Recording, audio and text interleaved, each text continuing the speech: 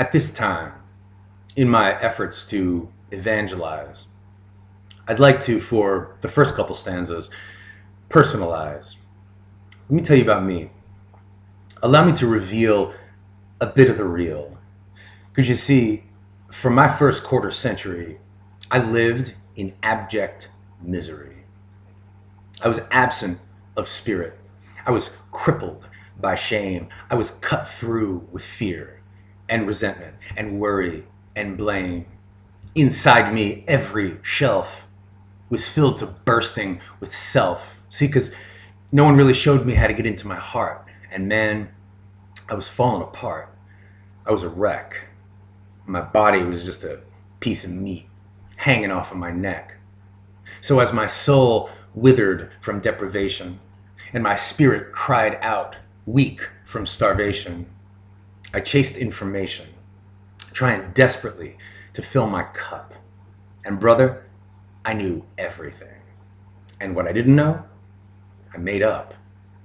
See, because I thought wisdom meant staying alive and learning to thrive by uploading data into your emotional C drive. And you know what that made me? A sad little actor with a fraudulent floor show. So you could never really know me. Not really. I had no capacity for intimacy. I lived in a shroud. I was alone by myself. I was alone in a crowd. And I had no idea that there'd be no liberty until I got out of the I and into the we. See, I played tough because deep down I was terrified that I wasn't enough. I had to impress. Every situation I had to control, and there was really no energy left for any other goal. And even if there was, I had no other structure available through which I might find my way to feel whole. My fuel was pure pride. I knew I couldn't face all the disgrace that lay inside. So I needed a way to hide. And my life became a hotbed of painful affliction and addiction.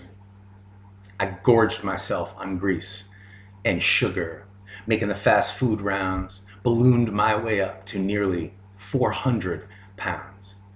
And I willed the weight off, but found myself feeling naked and manic. And in a panic, I went and changed seats on the Titanic. Booze and narcotics became my new healer. I was a user and I was a dealer. My life was swirling in a sinful choreography of lying, theft, violence, and pornography. I was penning a sad, tragic autobiography. And then Jesus showed up. And he set me free. Because he plucked me out of the I and into the we. See, our Samaritan, he's good. But let me emphasize, he's also wise. He's tactical. Because for a life that works, there ain't nothing more practical than doing for God by helping one of his kids when they're on the skids. See, as far as the advice that the Christ gives his lawful interrogator, our primary indicator is his impassioned insistence, because it isn't good advice. It's the key to existence. We cry out to God, "Who am I? Why am I here? What do I do?"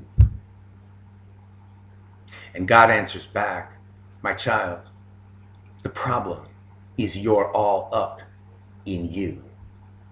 And the solution, you see, is you need to get all up in me. And you'll know that you got that covered when you find yourself all up in others, in your sisters and in your brothers. That's the good Lord's holy decree.